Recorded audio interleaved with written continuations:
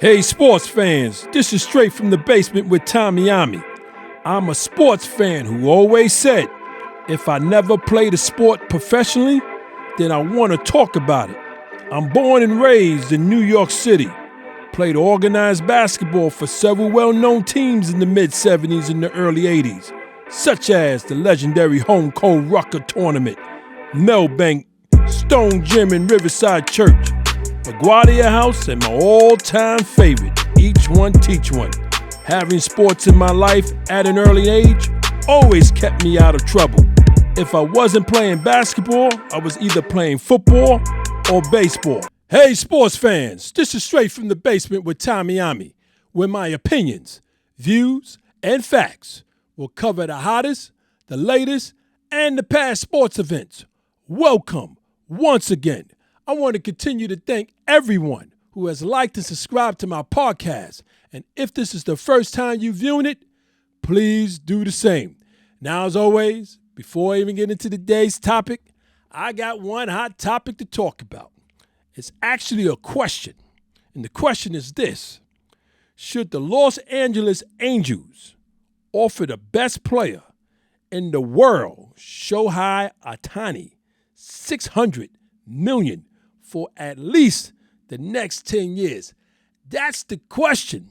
Now, if you speak to Angel fans, 78% of them said, no, do not pay that man all his money, let him go. Then there's 22% that said yes. Now, this young man he's 29 years old.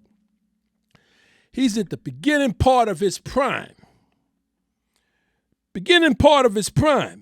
We, as baseball lovers, we as sports fans, period, never seen a professional baseball player that pitch and hit the way this young man is doing the damn thing. I mean, listen, he's unbelievable. Unbelievable. And I said it in my last show, 600 is what the asking price is. And that's the fact, Jack, and that's what it is. Now, my opinion is this. Before Mike Trout, the other moneymaker on the team, got injured with his wrist, and a few other key players got injured, the Angels, listen, they were wild card bound. You know what I mean? They were making the playoffs. They were rolling. Players got hurt. Now, if the owner of the Angels, if he is looking at winning it all in the next 2 years, then I say you keep Ohtani. You keep him. You keep what you got. Build a little bit on your pitching. Whatever you can get. But if once Mike Trout and those key players come back, and you as the owner still don't see and believe that this unit could win it all in the next 2 years, then you need to let him go right after this season. Trade for him, whatever you're going to do, how you're going to do it. But what you got to get back what you got to get back for him is this. You got to go and get an ace pitcher. And actually 2 other starters behind that ace pitcher. Then you got to go get a solid designated hitter. If you can do those 4 things after letting Ohtani go, then listen, Angels will still be around in the wild card series from year to year. But listen, that's a decision that this owner, this franchise, got to make. It's a huge decision because it's going to impact this team for the next 10 years, at least the next 10 years. Whatever which way they go is going to impact them for the next 10 years. So baseball fans, I want to know your opinion on this hot topic. The reason why I need to know your opinion is because we're talking about $600 million for the next 10 years for one baseball player. I mean, we talking about a number that is just unheard of. I mean, it was never a thought that these contracts for sports can go that high. Listen, please put your responses in my YouTube comment section so I can read a few on my next show. So listen, let's get started with today's topic. Today's topic is no black love for baseball. You heard me. No black love for baseball. Now, I came up with this topic because it was a question in one of my baseball shows last year that made me really started thinking about it. Then here we are in the second half of the season, and I'm watching games, game after game, and I'm seeing it, and I'm not seeing no real number of African American players. So I said to myself, man, I'm not seeing, I can go flip from game to game on the Major League Baseball channels and won't see one African American player. And it could be 10 games on at the same time. And I'm not seeing. I'm just not seeing. So made me think, I said, you know what? I really got to do a show on this. So I said,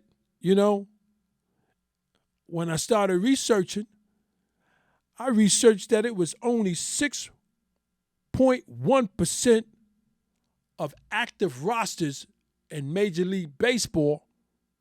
6.1% are black players.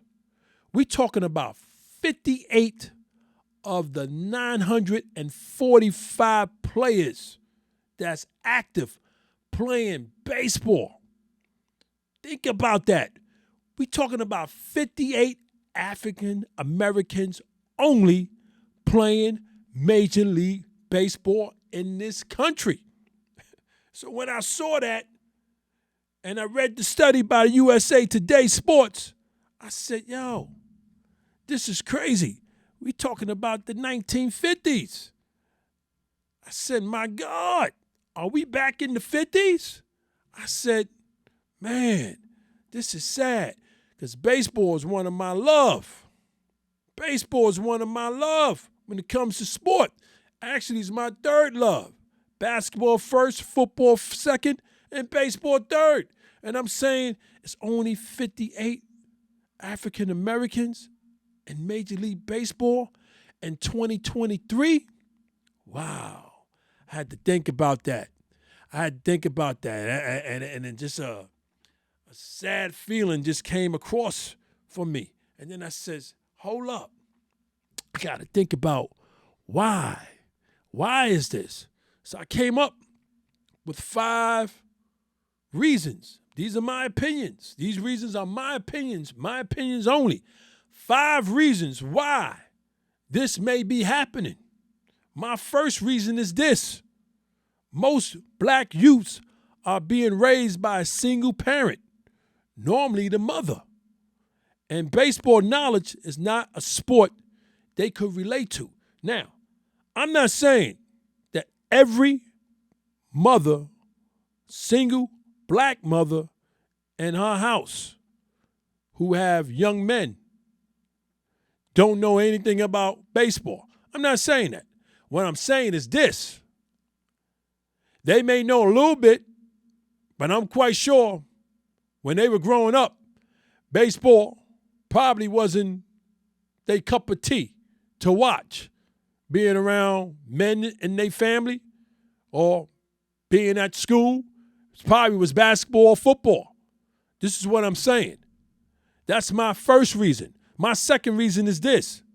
These same single black households see black NBA and NFL players as heroes or role models. Now, when it comes to basketball, we're talking about Bill Russell. May he continue to rest in peace. The Kareem Abdul-Jabbar, the Michael Jordan, the LeBron James, and Stephen Curry. We're talking about icons. We're talking about household names. Household names that will be in people's houses for decades. These are names that you would never forget growing up as a black African American. These are names that you're not going to forget. And then when it comes to football, we're talking about the Jim Brown, the Walter Payton, the Michael Strahan, the Jerry Rice, the Patrick Mahomes. These are names, again, in football that you will never forget. You will grow up as a youth, a black youth, knowing these names. These are icons in their prospective sports. So I'm saying to myself, my God, 58 players only? My third reason is this. It's all about the money, the finances. The finances for these same single-parent household. Now, depending on how much money the parent is making between bringing in food, paying rent, listen, when you're talking about baseball, putting your young son in a little baseball league, we're talking about purchasing the following. We're talking about buying a glove. Glove ain't cheap. We're talking about buying bats. We're not talking about buying one bat. We're talking about buying bats, because when you're buying them wood bats, they're going to crack, right? So you're talking about buying a few bats, right? And you got to buy some balls with an S, balls, because you can't just buy your son one ball, because he going to hit it somewhere. It's going to go in somebody's window, you know what I mean? Can't get it back, or it's just going to get lost, right? So you got to buy balls, plural, right? Then you got to buy that helmet. Got to buy the helmet. Got to buy the helmet, because your son cannot play in any league without a helmet when he's up ready to bat. You don't want to get knocked out by the ball, right? So you got to buy him a helmet, got to buy him a hat, and you got to buy him a chest guard. Chest guard. A chest guard only if your son is playing back catcher, right? Then you got to buy the cleats, the footwear, okay? Then you got to buy the uniforms. Got to buy the uniforms. If you're putting your son in a league, we're talking money here. We're talking money that a lot of single parents just don't have. Now, football, on the other hand, same expenses. We're talking about a helmet. Gotta buy a helmet. Can't be running around head naked. Gotta buy a helmet. We're talking shoulder pads. We're talking about rib protectors. Everybody gotta buy a rib protector and must wear it. Talking about sneakers or cleats and uniforms that you got to purchase. I remember those days with my young son. Listen, you got to purchase this. These single parents, a lot of them just don't have it to do that, okay? Just don't have it to do it. Now, basketball, what we saying? We talking about one basketball, purchase one basketball, and purchase one pair of sneakers. Depending on your son, if he's playing in some league, they'll give him the shirt. You got to pay for the shirt. So no real expenses when it comes to basketball. And that's why I believe more and more kids are playing basketball than ever before. And that's why these numbers, only 58 in the major league, will continue to decrease. And I'm hoping I am so incorrect, because baseball is like my third love. You know, basketball first, football second, then baseball. So it just saddens me, you know. Then, finally, I got two more points to make. Major League Baseball and ownership, and I'm just going to say it. There's just seems to be no real care. I mean, they say they are promoting in the inner cities, but I don't really see it. Living here in New York City, I'm not hearing about it. I don't see it, okay? So I don't really think it's a real push to get inner city black youths into playing and wanting to play baseball. I just don't see it. But then again, that's for another show. And then finally, my fifth point is this. The black culture, and I hate to say this, The black culture is not respected enough for investments to even happen. So if we're talking about Major League Baseball and these ownerships, and not to say that any of them are racist, I'm not saying that, people, but what I'm saying is the black culture in 2023 still is not respected enough for any investment to happen for our young black youths to even consider playing baseball and taking it serious. That's what I'm saying. And I hate to say that, but I got to look at the numbers. 58 only playing in Major League Baseball. I could keep saying that number. It's just mind-boggling. Now, out of the 58, there's only because I'm hyped right now. I'm trying to stay calm.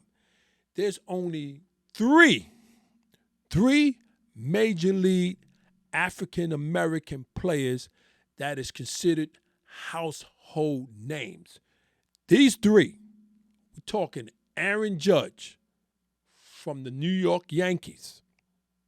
We're talking about Mookie Betts from the LA Dodgers and Tim Anderson from the Chicago White Sox. These are household African active names right now on Major League rosters that young black youths can relate to. But we're only talking about 3 out of the 58, out of the 945 active players. What are we saying here? Only 3? That's household? But listen, I don't blame just Major League Baseball. The blame goes around. Parents, single parents, couples, mother and father, grandmother, uncle, aunt, Major League Baseball ownership. The blame goes to all of y'all. All of y'all. Because I'm looking at it like this. Major League contracts. We talking some serious money like NBA contracts. So if that's not an incentive in your household to either push your son, your grandson, your nephew to want to play baseball, right? Because it can't be all about basketball and football, okay? It just can't be all about just those 2 sports. Not everybody's going to make it. Baseball right now is looking good for African youths who takes it serious when they are youth. Take it serious, keep it going. Listen, you could be the next Mookie Betts, the next Aaron Judge. That's what I'm saying. The blame goes around. It goes around. You're looking at $10.9 billion that Major League Baseball profited last year. $10.9 billion. And this is coming from Forbes magazine. I told you before I did this show, I really had to go in.